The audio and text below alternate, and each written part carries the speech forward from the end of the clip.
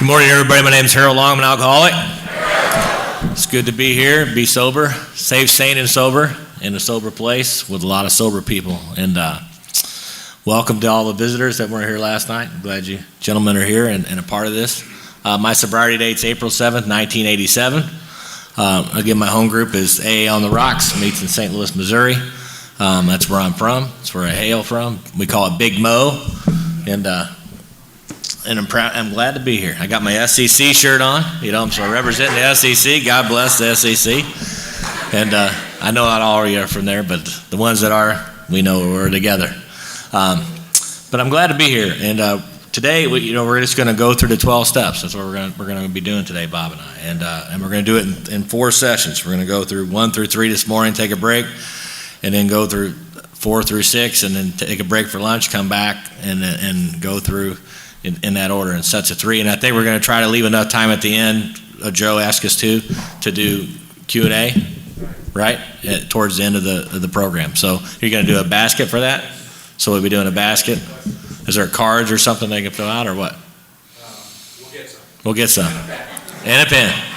So, but I guess they're going to do a Q&A at the end of it.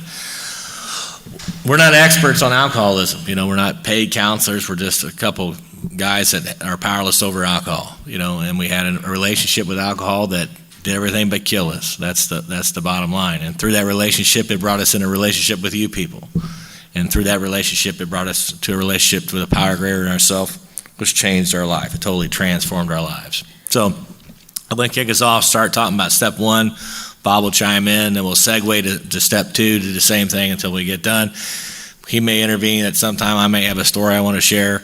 We'll reference books. We'll, whatever we got, whatever the Spirit leads us to. I don't come here with any agenda. I really use to set aside prayer when I do these things. Just God set aside everything I might have planned for this deal, and just whatever happens. That's really the way I approach these things. But I like the 12-step. I like the workshop format because I think it's where you can really move people. It's where we can really be moved. It's where I've been moved many times. This guy next to me has moved me big shifts in my life over the years.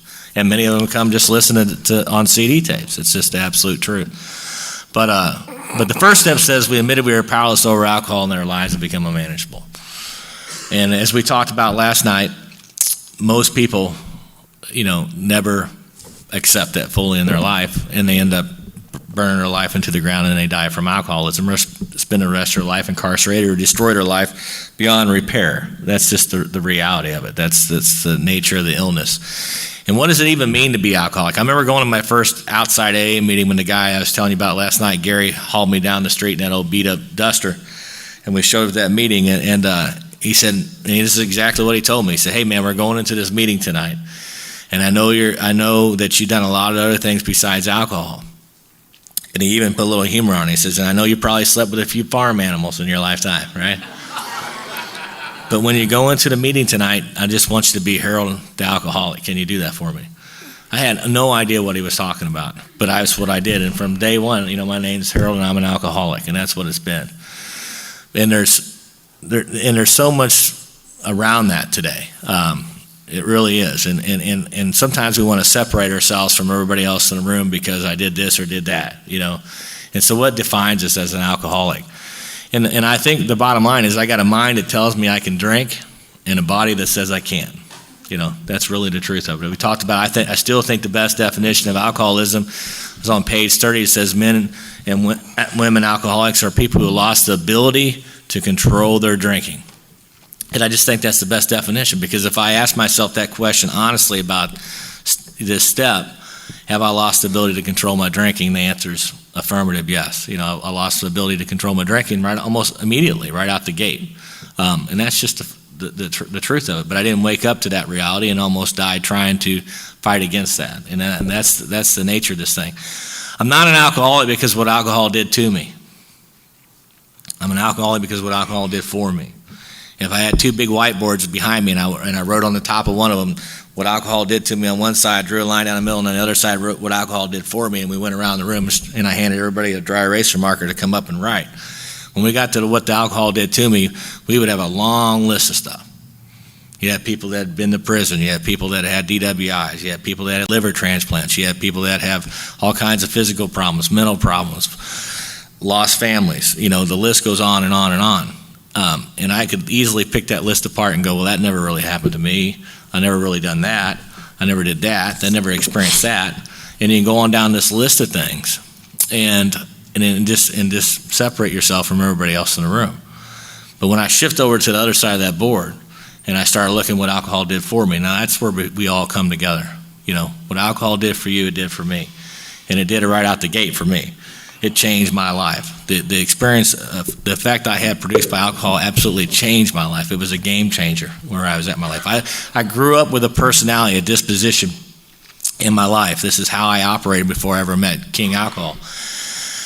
I had a battle going on inside me, and the battle was this. I wanted everybody in the room to pay attention to me, and I wanted everybody in the room to leave me the hell alone. And the kicker was I wanted you to do it at the same time, right? That's really what I want. If you just come up and said, Harold, we think you're freaking awesome, and never talk to me the rest of the night, we got along great. But that didn't happen, you know, that didn't happen. And so this battle inside me, and which we'll talk about when we get into step 4 and step 3, but this 100 forms of fear owned me long before I ever took a drink. So when we study the steps and we go through the steps, we really discover, ultimately, we discovered that the problem existed long before the drink ever came into play. You know, so the problem existed long before drinking ever came into play, and then the drink comes into play and I remove the drink. What's the odds are I still got the problem, right? It's a problem when I drink, and it's a problem when I don't drink. You know, and that's what I didn't know about alcoholism. You know, I hit, you know, in the end days of my drinking, I couldn't stand the thought of drinking continuing on in my life, but yet I could never stop drinking. There was nothing between me and the next drink, and I'd always pick up and drink again. It was the bafflingest thing. And I hated when I was sober. The brief moments that I had in sober, many of them were incarcerated, sitting around, and I would just be going crazy in my mind. You know, absolutely. It just shifted back and forth. It was extreme one way, extreme the other when it came to this thing. And I didn't know the way out of that. I didn't even know that I was powerless, because in my mind, the total romance. I thought about drinking 24 hours a day. I mean, if I wasn't drinking, I was thinking about drinking, how we're going to hustle something to drink, what are we going to do to drink, how are we going to drink this weekend. I mean, it's just constant, drink. That's what went on between my ears all the time. You know, it was a constant thing. And I had a lot of good times drinking. You know, I don't want to shortchange that. I mean, I loved to drink. You know, I loved it. And I started drinking when I was just a punk kid. You know, so when you start drinking when you're a punk kid, you just don't become an everyday drinker. And I didn't grow up around rich people. We didn't have people that had bars at their house. You know, we started stealing and hustling and doing all kinds of stuff. And we did everything. I was a get high freak, you know, especially as a youngster. What does that mean? It means I've probably done birth control more than once, you know, right? That's what I mean. If you had it, I did it, you know. I smoked every spice in the cabinet. I huffed every inhalant in the garage. I did all that stuff. I was a get high freak. And I can remember the first time that I went through treatment in 1980. And I was in there because the DOC forced me to give me that or go back to the penitentiary for 2.5 years. It's your choice, you know. I wasn't a bright guy, but 30 days was a heck of a lot shorter than 2.5 years. I took the easy, softer way. But I was introduced to this thing called alcoholism and this thing called addiction. Chemical dependency was the big buzzword back then, you know. And I felt like, you know, I was more powerless over that of the chemicals in my life, even though there wasn't a lot. And I definitely wasn't going to quit drinking. And I walked out of that place, gave up a lot of those things, but drinking became the number one thing in my life. I became a guzzler. You know, all that stuff was just a mask for my alcoholism. You know, I'm a pure guzzler. The last several years of my drinking was all about the drink. I heard a guy say, "What's the difference between an addict and an alcoholic?" I heard it best. He said, well, the difference is an alcoholic sitting at the bar, somebody comes in and says, would you like to buy some drugs? And he says, you know, or do you want to go over to Joe's house and buy some drugs? No, I'm not going to do that. I'm going to sit here and drink. Now, if Joe brings the drugs to the bar, I'll gladly do them, you know. But I'm not going to go drive to Joe's house. And that was me, you know. But the reality is alcohol dominated my life, and it was, you know, and it started right out the gate for me. But what alcohol did for me was magnificent. I really had a drinking solution more than I had a drinking problem, you know. And you hear people all the time from the podium say, you know, if it wasn't for King Alcohol, I may have blew my brains out a long time ago. And I think there's a lot of substance to that. You know, I never really sit and thought about suicidal thoughts, maybe in the later days, but never early in the game. But there's no question I had the battle of self going on and all the repercussions from that in my life early in the game. So, but I had to get to that one truth. And why did I like to drink alcohol? It sure wasn't because I like the taste of it, in the things, because I look at the things I like to drink today and I don't drink them in excess, I don't eat 100 pounds of bananas every time I sit down to eat a banana. I don't have gallons of milk hidden all over the house, in the basement, in the trunk of the car. I liked the effect alcohol gave me. And it's just the truth. And so to get to that point of accepting you're powerless is a very personal thing. And on page 30, it tells us that. It says that each person had to concede to their innermost self that they were alcoholic. Each person had to come to that concession in their own heart. And it's a very personal thing. There's nobody that can do that for you. It seems simplistic to the person looking on the outside when they're looking at your drinking that your life's a mess. That they're baffled why you would even entertain picking up another drink of alcohol. And our book makes it real clear that if I still have these thoughts of drinking, that I still have an alcoholic mind, that there's still a spiritual separation that's going on in my life. And because drink consumed me. If you would have told me when I was in the crux of my alcoholism, there would come a day when I would spend years, if not decades, with the absence of not drinking as part of my thinking, I would have laughed, hysterically. Because drinking was a dominant thing in my life. It was everything. My whole life centered around alcohol. Alcoholism is a lifestyle, and it's lived out in various traits in our life. We all have different ways we dance to it, but it was a romance. I had a relationship with alcohol. It was the number one thing in my life. And I would step over you, step on you, step around you, whatever I had to do to be engaged in that romance. Alcohol owned me right out the gate. It was the master. Out the gate, and then it was oblivious to it. But everything about my life changed to fit the lifestyle that I wanted to live as an alcoholic. Everything. The way I dressed, the way I talked, everything began to. I started drinking when I was just a weasel kid, moving from the country to the suburbs of St. Louis. I didn't dress cool. I had to start dressing different. And that really, just everything was shifted around the drink and the lifestyle. I had to start wearing big bell-bottom pants. I got the suede brown shoes with the red shoestrings in them. I got the blue jean jacket, tore the sleeves off, had a peace sign on it, had a big USA patch, took the thumbtack out of my KISS poster, shoved it through my ear, had long hair, had a gap tooth, had freckles, had pimples. I looked like a freaked out Howdy Doody. If you remember that guy, that's what I looked like. And everything about my character shifted to be a part of this lifestyle. And as later on I drank, I got into the bars and I became a saloon-atic. I loved the honky-tonks. I loved the bars. Loved everything about them. And it was just a lifestyle. And if you told me at one point in my life I was going to be divorced from that and live a totally different life, it would have seemed impossible. Could have never subscribed to such a thing. And I did everything to hang on to that relationship with King Alcohol but die. It's the only thing I didn't do. I shared a lot of that last night where it took me to. But those things that happened to me isn't what makes me alcoholic. It's my relationship. How alcohol affects me doesn't affect 90% of the population when they drink. It just doesn't. But I can't guarantee what's going to happen when we drink. I go out with Bob tonight and we drink. It could be an absolutely awesome night. We could go to the right club, eat the right foods, hang out with the right people, laugh, have a great time, something we talk about the rest of our lives. Or I could go out with Joe and start drinking tonight and we wake up in a jail cell, both of us in a blackout, and have the bailiff come back and tell me we killed 2 people last night. I've been on both extremes of that many, many times. There was just no guarantee what was going to happen when we drink. And that's what makes me alcoholic. It's my allergic physical reaction to alcohol, and we have to abstain from alcohol from any form, is what our literature says. And today we live in a world where it's challenging, It's shifted. The world's changed. It's absolutely changed so much. Today when I when I got sober, it was all about alcohol. It was all about the 12 steps. It was all about Alcoholics Anonymous. All the counselors, most of them were in recovery. It was just totally centered around that. Today you walk in a lot of places and it's not that way anymore. It's really a psychiatric approach to recovery. I walked into newcomers meetings in hospitals still today, and I walk in and half the people can't even hold their head up, drool hanging out of their mouth. They walk into the meetings and they got sacks of pills. And now we have, different things coming into play, medical marijuana, maybe I've been challenged with that yet, but I've had one phone call on it. How do you deal with all that stuff? Near beer was a big deal when it first came out, and then people in recovery want to drink near beer. And I was like, to me, well, let's get some near pot, right? And we'll get some near crack. We'll get a near woman. And if we're lucky, we'll nearly have a good time, if we're lucky. right? But this is the alcoholic mind. I mean, this is the mind that we live with. I mean, and this is the mind that is so susceptible. This is the body that's so susceptible to be shifted into a destructive pattern that will burn my life right into the ground and kill me. You know?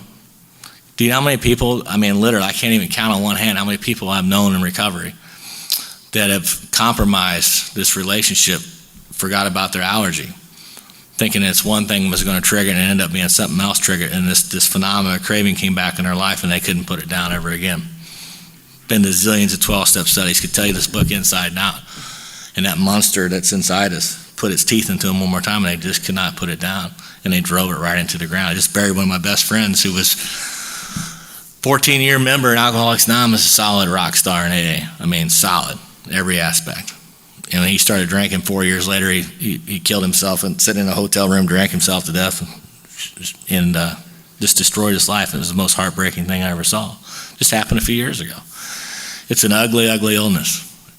It's a disease that tries to separate us from everybody else in the room. That's its number one thing, is to separate us, you know. And once it separates us, man, it can doubt it. I always loved the herd philosophy because I think it really relates to this thing. You come into Alcoholics Anonymous, and we use the terminology, get in the middle of the boat, grab into this thing, be a part of it. But we got an illness that just tries to get us to the outside and separate us. You know, it's like watching Mutual of Omaha Wild Kingdom for the old timers in the room. You know, and you watch the gazelle sitting out there and the lions come up to the edge of the woods. They don't just run out and hammer the herd. They just sit on the sidelines and wait, because there's always a dumb one, a young one, or an old one, or a sick one that gets separated from the herd and they're pounced on.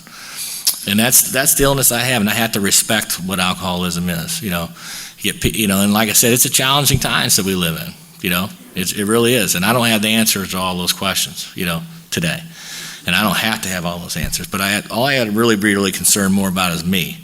You know, and that conviction in my own heart, am I powerless over alcohol? Absolutely, and I don't want to do anything that will compromise that, to create that mental obsession or create that phenomenon of craving to want to come back into our life.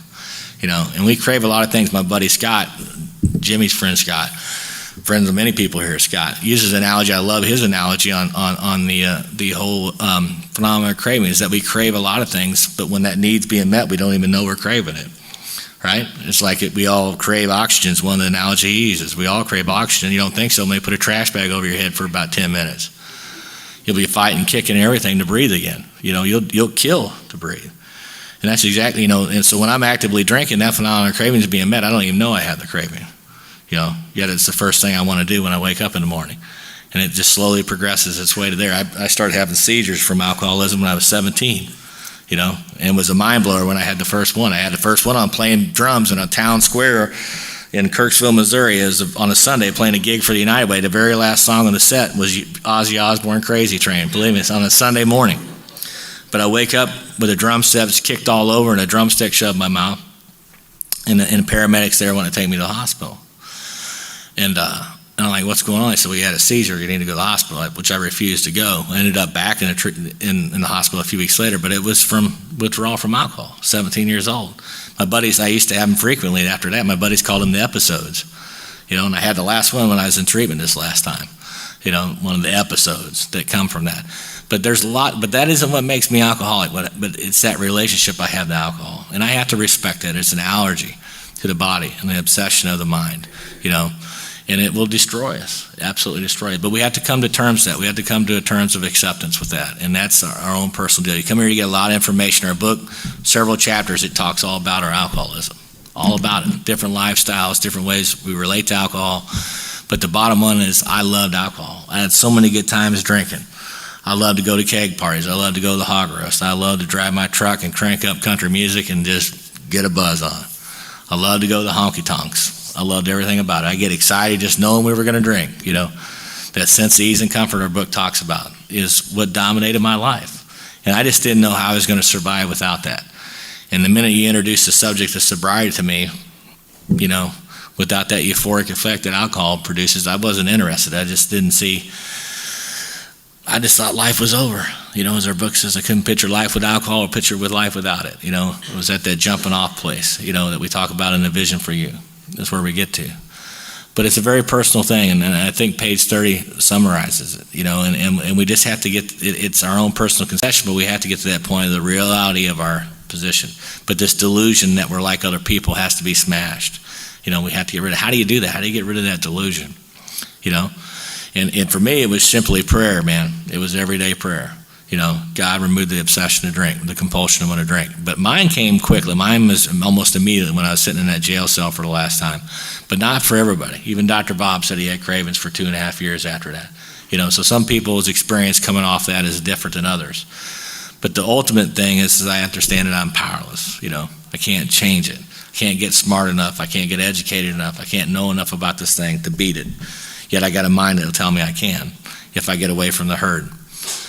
And that's what happens. So I stay in the middle of the boat, and I stay around people like Mike, as Bob talked about last night. You are my kind of people. I stay right in the middle of that because I don't want to get separated from the idea that somehow or another, and I know it seems baffling that it could possibly even happen today, but I know it's very real because I've watched it happen to some of my biggest heroes in AA. They get separated from the herd, and somehow or another, what seems impossible becomes possible again. And the idea that to put something in my body and it puts its teeth in me, next thing you know, I'm going to another funeral or another wake. It's heartbreaking stuff. It's serious, serious, serious stuff. But everybody has to come to their own. Just because you're in prison doesn't make you alcoholic. It's just a consequence of my drinking. There's people that have never been to jail in their life sitting in this room and may never ever go to jail, but are as much alcoholic as everybody sitting in the room. But today everybody coming in, so many of the people are on everything, done everything, and they want to separate themselves from everybody else in the room. I'm Freddie, I'm an alcoholic and a chemical dependent. I'm Joey, I'm a junkie and a drunk. And you just want to separate yourself from everybody in the room like you're a worse off alcoholic than all of us. Come on, man. Seriously, it's about identification. I always thought it was the cheesiest thing just to sit here and say, my name's Harold, I'm an alcoholic, and do it every freaking meeting. I'm Harold, I'm an alcoholic, I'm an alcoholic, I'm an alcoholic. Why can't I just say I'm Harold, I'm a child of God today? I'm living a godly life, and that's the life I choose to live today. Why don't I just come in and announce that? Because that's really more, if we're going to go by labels, but the reason we do it is for identification. It's the one thing, it's our singleness of purpose that is so vital here. And that one thing, that's a very treasured thing we have, that singleness purpose, and we need to protect it with all cost, absolutely all cost. And so that's why I do that.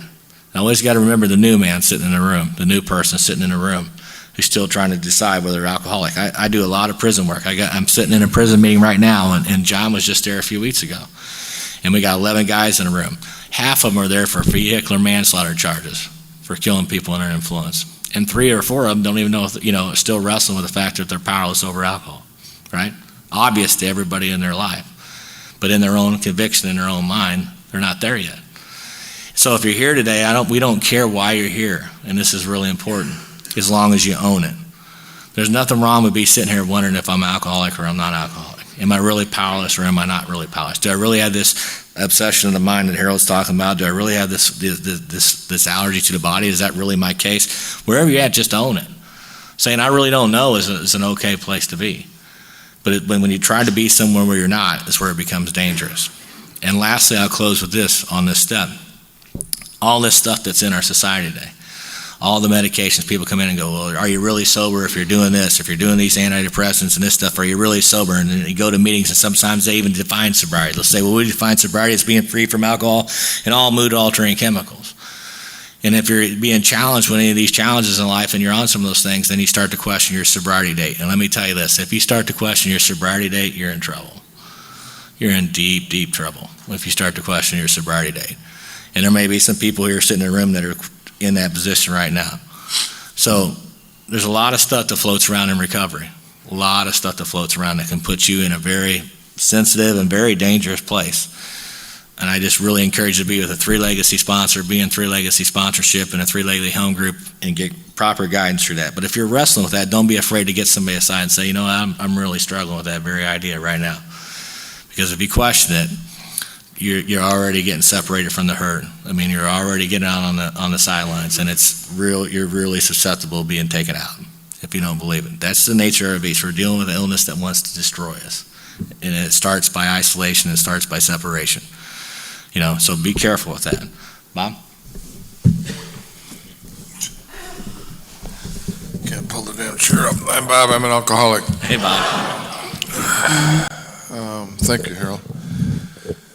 I'll talk for 15 or 20 minutes, and then by that time, Harold will probably have a few ideas more. I didn't come to AA because I thought I was an alcoholic. I came to AA because I just was tired of my life. So I came in the 60s, and people were not, when you were drinking bad, people were generally not telling you you were alcoholic. They were telling you got a drinking problem.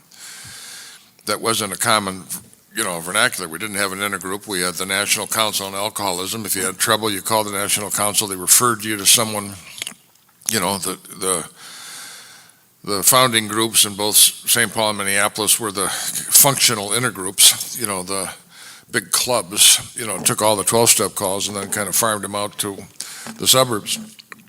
And so when you're told you got a drinking problem, abstinence would be the obvious answer with the drinking problem. And those of us that have had periods of abstinence didn't solve any of our problems when we did it.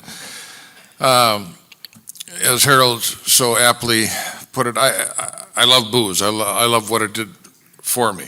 It just, and what it does for us is it lowers our consciousness. It takes away the edge. Most of us have an internal dialogue that is killing us. My internal dialogue is you're an asshole and your life doesn't work. That was my mantra. Excuse my language. So I'm not going to use much bad language, but it sneaks out a little bit. And I didn't get taught that by my church. I didn't get taught that by my parents. That was what Linda and I both went through the parochial school system. And what she took away from the Catholicism in the early days was so different. Now, I was a much better sinner than she was, so I was conflicted and had a bunch of issues. But I came away with a pretty harsh, I never measured up. The nuns were, I was always in trouble. I just was a thief from the time I've been 6 or 7 years old. I started stealing from my parents to go buy candy and do all, I did the same thing at stores. It was just, there was never enough was a concept. There never was enough, as Bill talked about, of what I wanted. What would you like? I'd like more. Well, it's all you can drink for $2. I like $4 worth. You don't need four. I want $4 worth. And I didn't have to get taught that. I just, protect your supply. Those things just kind of came naturally. And alcohol, in the first part of our relationship with it, just gives and gives and gives, and then it starts to get neutral. It gives, and then it takes a little. It gives, and then it takes a little. And then there's a time where it just takes more than it gives, and pretty soon it doesn't give much, and it starts taking everything you have. And when you first, donate your education, donate your parents' money, donate your housing, donate your marriage, donate your career, you just start throwing it in the pot. And by the time you get presented with that, okay, it's just what's next. Okay. It isn't, if someone would have presented us to that in the first year of our drinking or second year of our drinking, it wouldn't have been okay. But by the time it was 7 or 8 years down the pike, he said, give me your wife. Okay. Give me your kids. Okay. It is the rapacious creditor, as their book, Bill was such a great user of language. But one of the things, why it was so powerful for us, is it lowered my consciousness. It fuzzed out the internal dialogue that I had. And I was free of, you're a jerk and your life doesn't work. And all of a sudden I felt like everybody else. I was able to have a conversation with people that I wouldn't have approached. I was funnier, dance, all the sorts of things that we talked about.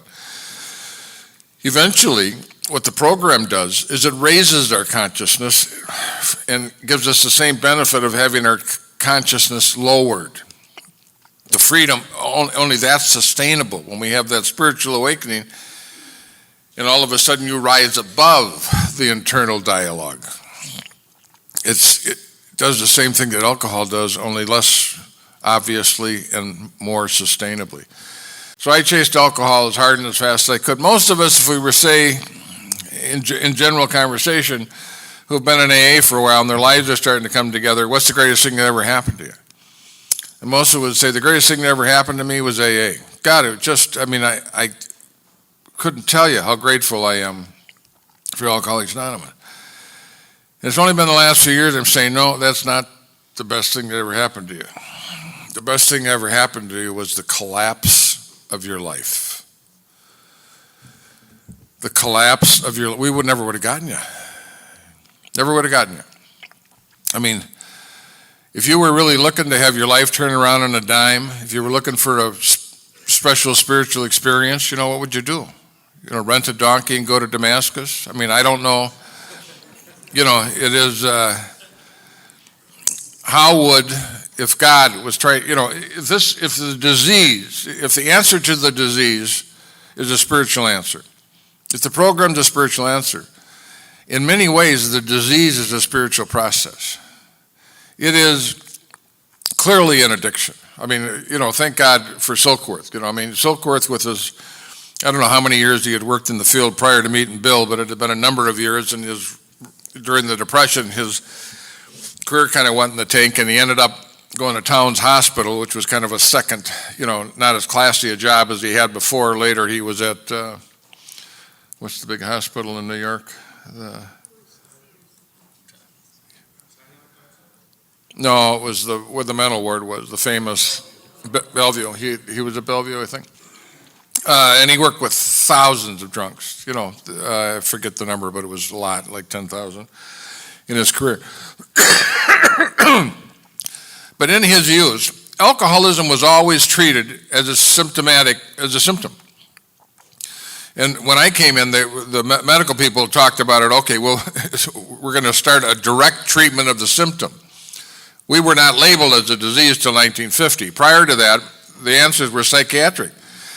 But if you weren't just working in a jitter joint where you were, giving people opiates, to kind of come down off on a drunk so they wouldn't go into seizures, you knew something was different. Silkworth knew there was something bodily different about the alcoholic, not just that they were mixed up, not just their minds.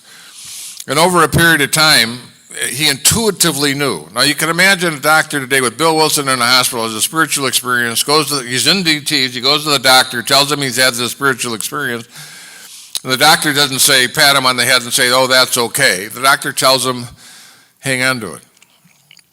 The humility of that man to be able to hear what Bill Wilson had to say in a time when he could well have hallucinated, and tell him to hang on to it. Because intuitively he knew as well that we were sick of body and mind, which he told Lois that Bill was going to die with a wet brain, or we have to be institutionalized. He knew that Bill was sick bodily and mentally. But intuitively he knew that Bill, it's a sickness of the soul. And for most of us, when we look back on our past, it's a spiritual journey. Our soul was robbed from us. We lost contact, other than in a morbid way, with any sense of spirituality. Most of us. Some of us continue to go to church, but most of us got really disconnected in a significant way. And we started to dry out. We had no spiritual nurturing. The only way out of that is to get to a point where there's an opening. Most of us have no opening. One of the great questions about alcohol and drug use is, when did you start to lie about your alcohol and drug use? Right away. Why would you ask? Okay. Well, that starts the shield. Pretty soon, that pattern of lying is a separator. We start separate from our parents, separate from school, separate from the teachers. Start picking and hanging out with the guys. We don't want any observers. We just want players. Players only. We got a fence. If you've got to come in here, you got to take your pants off. You are not getting behind this fence without being a player. Okay. And so all of a sudden, you're only hanging out with the guys and gals who are playing. And you're starting to support each other. So you're withdrawing little by little. It's okay to be a C student. It's okay to not to go to school. It's okay to be a lame worker. You get in with the union guy and you start to, shuck and jive and play all the rules, and your whole life starts to be a process of separation and selection to support the addiction. And you do that over a 5-year, 7-year, 10-year, 15-year, 20-year period of time, you haven't heard reality for a long, long time. When you're sitting in the bar and you've been thrown out of your house by your wife, they understand. When you've lost your job, they understand. They're the only ones who understand. No one else cares. They understand because you're, and been cut off from reality. And how do you get in? If God wanted to get a message to you, how would he do it? Where would it come from? To whom would you listen to? Yeah, well, half a butt on watching the TV Sunday morning with Jimmy Swaggart, and you're, 2 o'clock in the morning, maybe. But that doesn't last. Okay. You have to get broken open. There is no opening for most, name, rank, and serial number. We hear it from everybody. It isn't like we haven't been hearing what the answer is or what the problem is. I hear it from everybody who cares about me until they just stop being able to have a conversation with us. So the biggest gift that happened to me was the collapse of my life. We talk a lot in Alcoholics Anonymous about I surrendered. When I finally surrendered, and it seems to me in my own experience that the language that I tend to use today is when I was surrendered, not when I surrendered. I didn't surrender. I was surrendered. We talk a lot about hitting bottom. Most of us, when we hit bottom, within a day or two, we pick ourselves back up and we're back in the game. Injured, but back in the game. Okay? There comes a time when we hit bottom and a trap door opens and we keep going. And on that day, and what's the value of a collapse? The value of a collapse is your ego collapses. Your thought process collapses. We have an automatic defense system against the spiritual or the reality that we cannot face. By the time we're at the end of our alcoholism and the end of our drug addiction, we're escaping. We're not. There's a lot of reality we just can't or won't be in front of. But when the collapse comes, you're broken open. And in that opening, grace. In that opening, for the first time, we don't have the defenses to keep the answer from rushing in. And those are the greatest opportunities we've had in our lives. Many of us have had those opportunities and they were not supported and there was no structure put around them and we were unable to maintain them. Or we've had those experiences and there was no answer presented to us. But for those of us, the answer is always being presented to us. That's all that God can do. I mean, he doesn't select few people. The answer is being presented to us all the time, everywhere. And most of us are so defended we can't hear it. But for those of us that are in this room, we had this life-limiting moment. In those moments, you're not there. Rollo May, who was one of the great psychiatrists of the ilk of Jung and Freud, he wrote a book called his son wrote a book, Rollo May, son, I forget, Gerald May. No, but Rollo May wrote a book called Will and Grace. And in that moment, in that book, he talks about unitive moments. You're walking through a forest and you're just kind of daydreaming, and all of a sudden you come upon a glade, an opening, and you're just dumbstruck by the beauty of a stream going through this thing in this opening. Sit down on a log. He said those moments end with you being aware of yourself. In those moments, you're not there. And in those moments, when we reach out, and said that prayer that Harold said, is, God help me. I'm done. And for those of us who are lucky enough to have on the other end of that sentence, Alcoholics Anonymous, our lives took a turn. And I always feel like when, we're talking about being a, three legacy member of AA and all the different things that we say, like we're trying to, sell you on something, like we're trying to, get you to shave your head and sell books at the airport. It is, that ain't it, baby. It just isn't it. But if you don't get in strong enough, if you don't get in head, ass, and overcoat, it is not going to work. I was just trying to think of what parallel you would say. If I took a child out of the Congolese Liberation Army with an AK-47, 15 years old, and has been fighting, the rest of the kids in his village, they cut the arms off the kids, to make an example of them. You want short sleeves or long sleeves? We'll cut it off at the wrist or we'll cut it off at the elbow.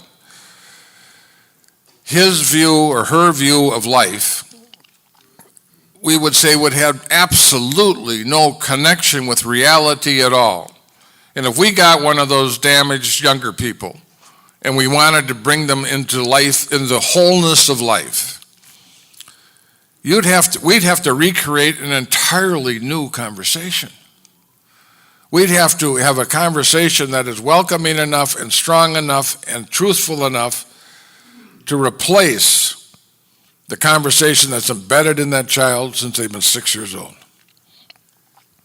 And to do that, you can't go once a week. You've to change the internal dialogue, to change the conversation that we have in our heads. And many of us are either not aware of that conversation. For those of us that are not good meditators, which is almost all of us, when you go to meditate, all of a sudden your mind's like a gerbil track. It is just full of this huge conversation. You say, I was no good at that. What was the first time you was calmed down enough, slowed down enough, quieted down enough to hear the noise in your own head? Most of us are unaware of it. Or if we're aware of it, we think it's the truth being spoken to us. It's our reality. And we'll talk later, of course, it's not our reality, or it may be our reality, but it isn't reality. But one of the greatest things that Alcoholics Anonymous is on the way to the spiritual awakening is the alteration of the internal dialogue. And we start to be able to access reality.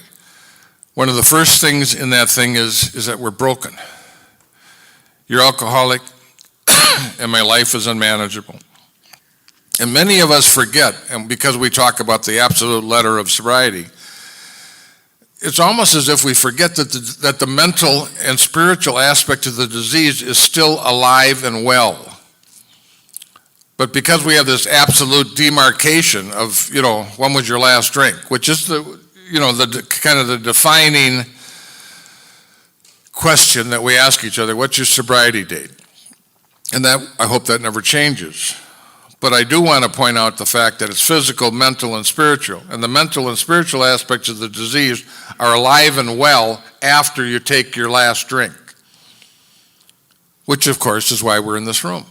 Why would we be in this room if we, punched our ticket and had physical sobriety and that was no longer an issue? Because we have, the obsession of the mind. We have those strange mental quirks prior to the first drink. There's relapse. We don't like to talk about that, but there's relapse. Bill talked about it. I mean, it's a chronic, major, fatal, incurable disease. It's like diabetes. It's like certain kinds of mental illness. It's like Hep C, or now I guess we can cure Hep C. But there's a lot of diseases that are chronic. And if you go take a look at the people that have those diseases and the patterns they have after they've been diagnosed, are just like us. 80% of people with heart disease, go back to smoking and drinking and go back to their lifestyle. I mean, they're okay for a year or two or 6 months or whatever the hell it is, and then when they start feeling a little better, they go right back to what the hell they've been doing. Okay. So our collapse, the reduction of the ego was an opportunity to start to have the impouring of the Spirit. And I think in some ways, for me personally, I feel like I was called through my alcoholism. I mean, that's what brought me to the greatest opportunity I've ever had in my life. And thank God that AA has an answer. It isn't about abstinence. Didn't everybody in this room expect when you walked in the front door of AA that it was about abstinence? I mean, it never occurred to me there'd be anything else in it. And all of a sudden, we back up. We're a little bit afraid when we walk in and we see God in the steps. We see the 12 steps on the wall, and we're a little, resistant about that. Or we're resistant about the people. I love what Joe said the other night at the meeting. If you were drowning in the ocean and a guy came back for the boat and said, "I can help you out," say, "No, you're a jerk." I mean, would we not get in the boat? I mean, no, we'd get in the boat. And what Harold and I are going to be talking about, I think, ongoingly in this thing is the initial but ongoing unmanageability of our lives. We do not have the power to manage our lives. And it is it is through the steps that process happens. And some of the strongest stuff that Harold talked about last night was that the ownership of the mess. The ownership of the mess. Your life is a mess. And most of us just, recoil from that. We all have, those half a dozen things that we really did that were stellar, And in those moments, we were a 9, But the way we've been living for the last 10 years, we were a 3.5. We had, a couple of days at 9, but the average, 3.5, 2. And we walk around saying, no, I'm a 9. Honey, you haven't been a 9 for a long, long time. And, and if you rush back out to try to be a 9, you're going to kill yourself. Come all the way in, sit all the way down, take your seat. Allow yourself the dignity of the process. Have the time to get well. Build the foundation. When you come into AA, one of the first things that happen to you, they put a shipping container in your front yard. Inside that shipping container is a boat kit. It's going to take you on the journey for the rest of your lives.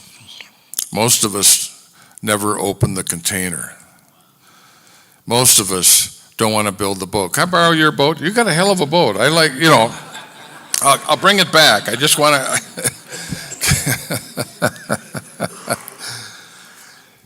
And if you're lucky, your sponsor comes over with a couple of guys and helps you start the kit.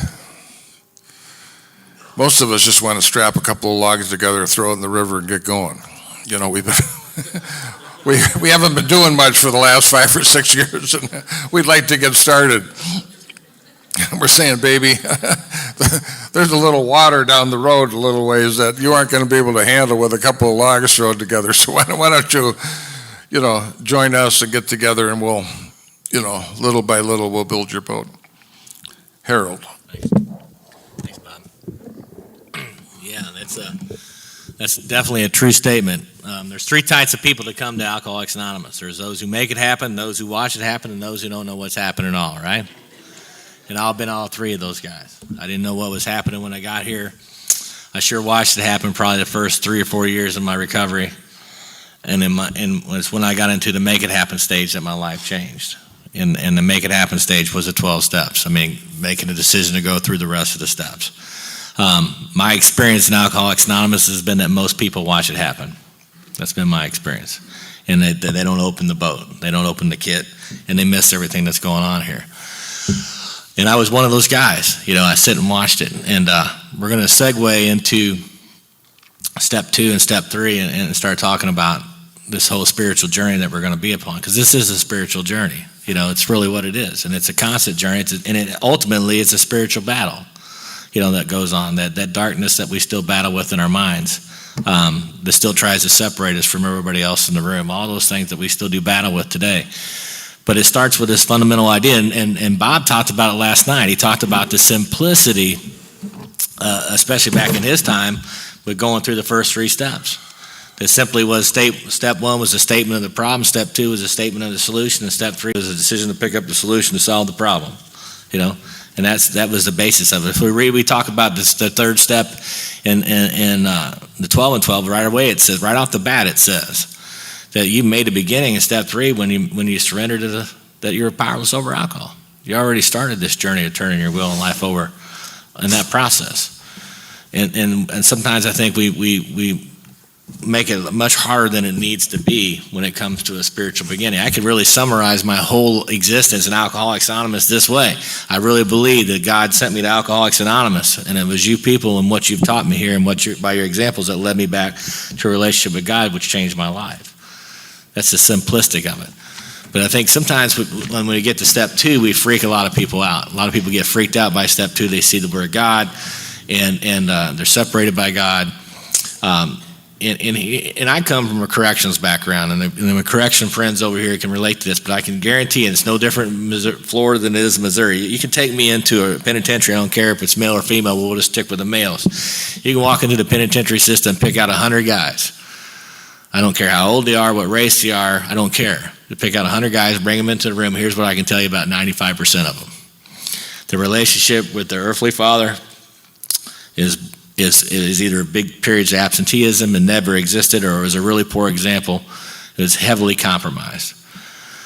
Their educational skills, comprehension skills are below par. And lastly, the relationship with God was twisted as best. And that's the unanimous thing with all three of those things. But that's pretty much the same with us alcoholics when we come in.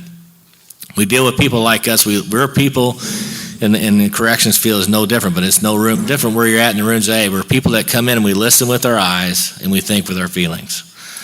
And that's what we do. We sit around and we watch what happens here. And the most godly demonstration we can be is what comes out of our mouth. I want to read something that Bill talked about. It's a term that we don't really hear a lot in AA, but Bill wrote a lot about it in his later years, and I think it's what happens a lot of times when we get into this thing on step two. He calls it spiritual pride. Spiritual pride, I think I could spend the whole weekend talking about spiritual pride and the detriments to that. But I want to read this one thing that Bill wrote about when it comes to faith in this, and this is what he had to say. And the question is, how do we transmit the good news of what we got to offer here? And it says, is one of our most challenging problems in communication, for which there may be no fast or sweeping answer. Perhaps our public information services could begin to emphasize this all-important aspect of AA more heavily. And with our own ranks, we might be well to develop more sympathetic awareness of the acute plight of these really isolated and desperate sufferers. In their aid, we can settle for no less than the best possible attitude and the most ingenuous action that we can muster. We can also take a fresh look at the problem of no face as it exists right in our own doorstep. Though 300,000 people have recovered in the last 25 years, maybe 500,000 or more have walked away in our midst and then out again. No doubt some were too sick to make even a start. Others couldn't or wouldn't admit their alcoholism. Still others couldn't face up to their underlying personality defects. Numbers departed for still other reasons. Yet we can't well content ourselves with the view that all these recovery failures were entirely the fault of the newcomers themselves. Perhaps a great many didn't receive the kind of amount of sponsorship they sorely needed. We didn't communicate with them we might have done so we AAs failed them.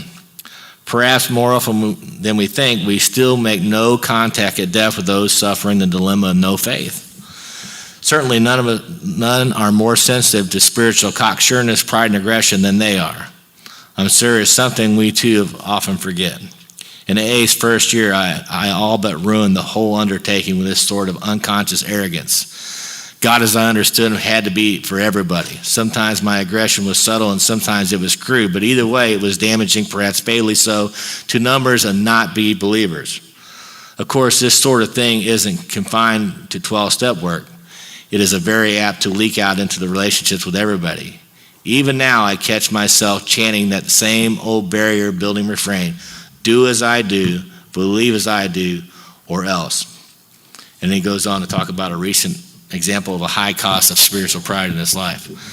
So that's what I don't want to do today, personally. And I don't think Bob wants to do that either. is conveyed that you subscribe to some fundamental idea that I have about faith or what it is to come to believe. I came to believe, and I mean, I need to keep it that simple. I came to believe in you people in these rooms in Alcoholics Anonymous. And it was by watching, listening with my eyes and watching your example and watching the transformation that was taken in your life that changed my life. And it's through that relationship and through the actions of the 12 steps that led me back to my faith. And as our book says, most people of faith go back to their faith at some point in their life. There's no day or hour when that happens, but most of the time they go back to their faith and become better members of their congregations than they ever were before. And that's the absolute truth today. A few years ago on Mother's Day, my mom came to church. She sat right where John and Renee are sitting on Mother's Day. Had a really great preacher that day. That guy was me. I was the one preaching that day. They asked me to give the sermon that day. And I'll never forget, it was just 2 years ago. My wife Susie was there, everybody was in the room. And my mom's sitting there, it's Mother's Day, and the lead pastor brought out a really nice plant. And he brought the microphone over to my mom, and he looked at my mom, and he said, it's Mother's Day, Mama Long, we understand that's what they call you, Mama Long, and we got this plant we want to give you, and happy Mother's Day. And we just want to thank, our congregation wants to thank you for your son and the work that you've done in your son's life and everything. You know, we know what a headache he was for your life and the havoc he created in your life, and this whole story is unbelievable. But we want to thank you from the bottom of our heart for everything you've done for this boy. And they handed her the mic, and this is exactly what my mom said. I'll never forget it.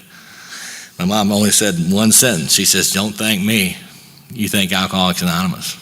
Alcoholics Anonymous is what saved that boy's life. And that's the absolute truth, man. I can't convey that more than anything here today. That don't get hung up on this whole idea.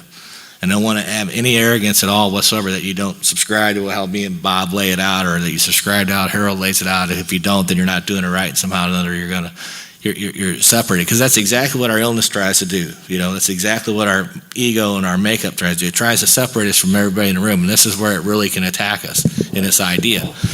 This is the whole thing I talked about last night of the disqualification. You know, I really didn't feel like I was disqualified to even sit in a room with you people. I mean, I was not a good guy, you know, for a long period of my life. I've done a lot of ugly stuff. We'll talk about some of that stuff later. But I was so separated from you people, so hung up on you people. And I wanted what you have. I just didn't think I was qualified to get it. I just didn't think I could have it. But I can promise you this, it doesn't take a tremendous amount of faith to have recovery. It really doesn't. It just starts with coming to believe in what goes on here. And that's what I still believe in today. You know, that's why I still come back here. You are my people, as Bob said. This is where I get fed. This is where my spirit gets charged. This is where I want to be. God used my life in bigger ways and took me bigger places and throughout my sobriety. But this is where it all starts. This is home for this boy. This is the language of the heart we talk about. You know, and I was oblivious to that in the beginning, but it's really that transformation. So that idea of coming to believe, it's a process. It's coming to believe, but I don't have to wait. Hey, I don't know everything there is to know about electricity, right? But I'm not going to sit around in the dark till I find out what it's all about, right? Right? And that's really, I think, how simplistic it is about our spiritual development here. It's just flip on a switch and let's go. You know, and I don't think I had to spend a whole lot of time. You know, sometimes we really want to peel back the onion and try to make this step too much deeper than it really needs to be. It's just a statement of the solution. That we come to believe in a power greater than ourselves can restore sanity. This group is a power greater than myself. You know, you group of people are a power greater than myself. If I go follow you around, do what you do, my life's going to change. No question about it. That's all the more simple it has to be as far as I'm concerned. Now, when we get to step 3, we make a big shift in this entire thing that we're talking about. I call it the old bait and switch. You know, it's everything I can do to come here and admit I'm powerless over alcohol. And finally I come in. Finally you get me to come in and finally succumb to the idea that I'm an alcoholic. Yeah, my name's Harold, and I'm an alcoholic. And then you start to buy into this idea that alcohol is really my problem. And once I remove alcohol out of my life, somehow or another my life is just going to blow into this incredible life. I'm going to have everything you have, and great. It's going to be awesome. And that isn't what happens. The rug gets pulled out from you, and they go, well, guess what? You know, alcohol is really not the problem. Wow. And then we make this shift in step 3, right? We read it at the end of the ABCs of how it works. It really summarizes the first 3 steps, right? A, that we were alcoholic and could not manage our own lives. B, that no human power could have relieved our alcoholism. Had to come from a power greater than myself. And C, that God could and would if he were sought. And that's the big action word there. If he were sought. So the $1 million question is, am I a seeker? It's always the question. To me, it's the best inventory we can still do today in Alcoholics Anonymous. And it's simply this: what am I doing with God when nobody else is looking? When nobody else is watching, what's my relationship with God? What do I sit and think about most? Is it music? Is it eating? Is it golf? American Idol? The Walking Dead? Facebook? What do I think about most? Pretty much is my higher power, if I want to get down and honest. But what am I doing when nobody else is watching? It's a real measure of where I'm at spiritually. It's easy to sit up here and sit next to Bob B and look really cool. It's easy to go hang out with Joe and the guys out on the golf course. It's easy to go hang out with the gals eating breakfast this morning and look all shiny. That's the thing about the alcoholic. We got this personality that we want to fabricate or elaborate on what's going on in our life. The way it really is always a struggle for us, no matter what it is. No matter what it is. I mean, you could shoot a 99 on the golf course, and 98 just sounds a hell of a lot better than 99, right? But it sucks. I mean, either way, it sucks, But it's our natural tendency. My sponsor told me right off the gate, Harold, there's 3 things I can tell you about an alcoholic. 1, they lie. 2, they lie. And 3, they lie about lying, right? That's what we do. We want to fabricate. Telling the truth and being real is the hardest part of this whole deal. It really is. We live in a world of deception. And it's kind of like the guy and we're masters at it. I mean, we're so great at it, we buy into it ourselves, We subscribe to it ourselves. It's kind of like the old man that was down at the riverbank fishing, and this little kid comes up and goes, "Hey, mister, have you caught any fish today?" And he goes, "Well, if I catch this one and one more, that'll give me 2 for the day." And the kid walks away going, "Wow, you're awesome." When he didn't catch anything. He didn't catch anything, right? But we're that great and that gifted, putting a spin on you to make it sound like we got it going on, and we ain't got nothing going on. But we buy into that in our own heads. So this is the delusion. I mean, it's huge, and it destroys people. Bob talked about it elegantly last night. I mean, we both talked about it. He got into it big time. Delusion, and then we go through periods of it. It's just a constant awakening. But we get to the step 3, and it asks the question right at the end of the ABCs. It says, now we're at step 3. What do we mean by that, and what do we do? Well, that's a great question, isn't it? It's a fantastic question. And it says the first requirement of step 3 is I have to be convinced that a life run on self can hardly be a success. And I'm telling you, this was a huge change for me, because I really believed alcohol was a problem. I really believed I had a good hand of reasons why my life was in the tank. I took no ownership whatsoever for my life. Absolutely none. I just passed the buck. And if you stay in a position, like I said last night, you can sit and drink yourself to death, spend the rest of your life in prison, and it's not my fault. If you were dealt the hand I was dealt, it was it. But I didn't understand how self operated itself. And this is the beginning of it for me in step 3. And that whole book, all the way from page 58, goes over and starts to describe me. I still read it today. It's like I said, that's the problem with reading this book. It isn't a book you read, it's a book that reads you. That's why it's hard to get into it. And boy, you read about the step 3, you start going, wow, man, they're reading my mail. That's exactly how I respond to life. Always trying to be the actor in the play, and wanting the show to come off my way. I mean, how self-centered am I? I mean, when I wake up in the morning, the radio station, if this was a dashboard of a car, the radio station is dialed into WIIFM. What's in it for me? Every day when I wake up, right? Every day. I mean, I wake up and it's defaulted there.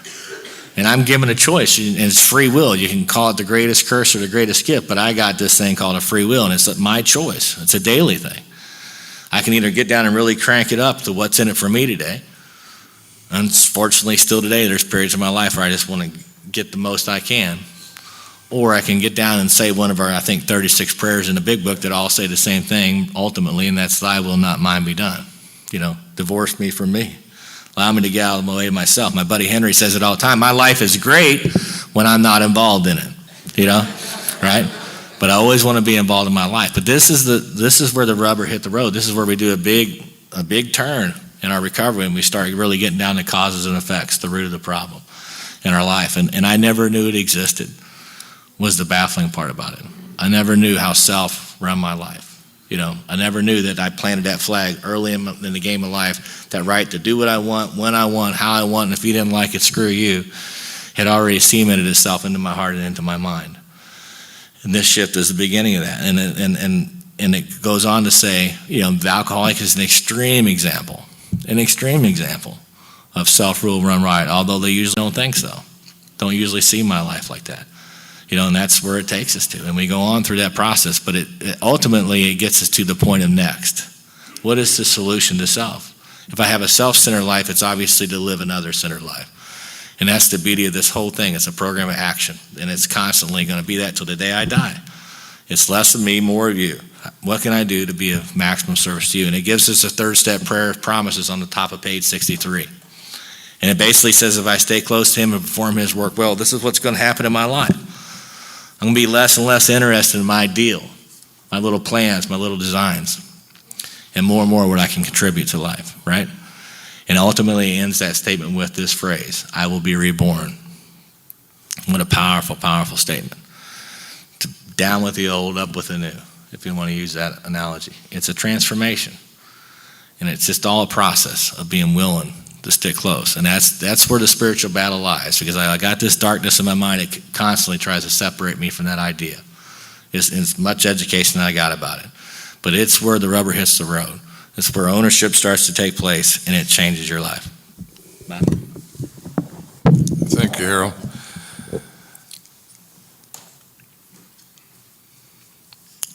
Many of the people, including myself, when I would go to workshops,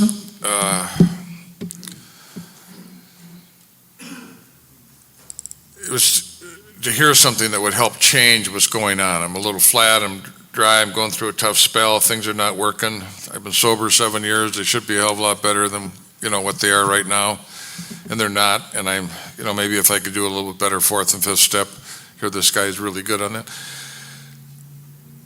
The temptation for many of us when we're going to go do some step work is to start with step 4. We assume that we have step 1, 2, and 3.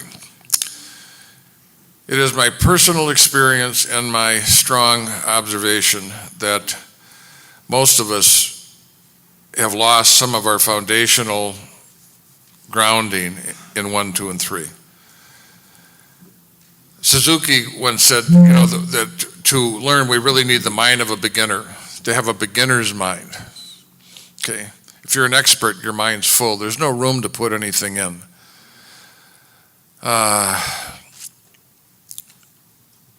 To a newer person, I would say, obviously, why do you need a power greater than yourself? Because if you don't have a power greater than yourself, you're your own God. You're running your life. Your decision, your thinking, it sounds trite, brought you to this place. You burnt your life down. You killed everybody around you, in one way or another, that brought you to this place. In order to surrender at any depth, you have to own that fact. If you own that fact,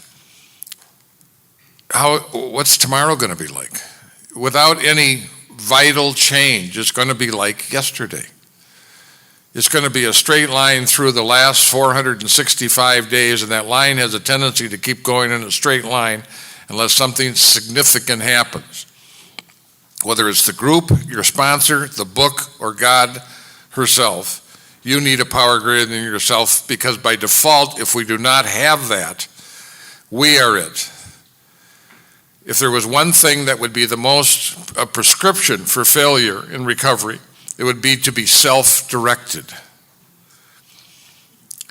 And why are most of us struggling with some of the things in our lives today?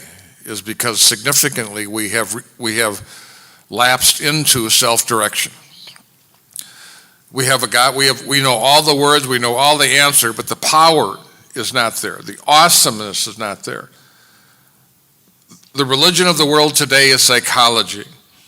We spend so much time thinking and feeling that becomes the kind of driving element in our internal dialogue. And we don't have the conscious contact that made all the difference in the world, that the newcomer, when they make that change and their prayer light gets lit, that all of a sudden they're able to do difficult things with ease, that they have this peace, that we call it the honeymoon. They have this space around them. And the biggest failure I have when I go back to the steps to do step work is I bring what I know. When Harold talked about the set-aside prayer, that's what most of us, I got the third step.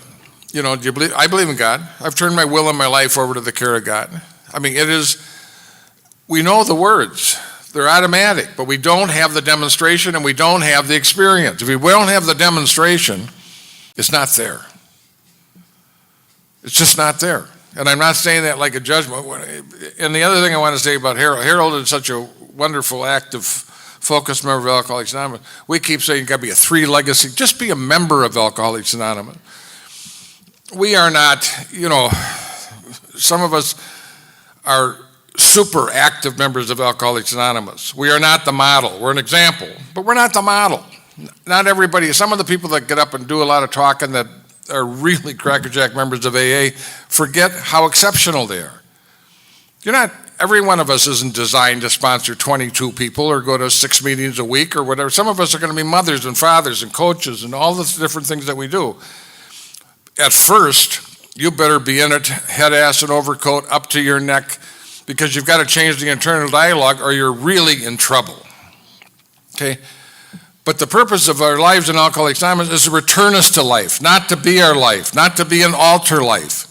It is to return us to life, to the fullness of life, to be able to use the gifts that we have. And not everybody is meant to be it sounds heretical, but isn't meant to be the hyper, super committed, focused, devoted member of Alcoholics Anonymous. They're meant to be good. You go to any organization, 70% of the people are just good, strong members. There's 5 or 10% that have more visibility, but the rest of us are members. You don't have to be super. You just have to be here. Thank you. Thanks, Bob. All right, that's it. Break time. Yeah, we're 15-minute break.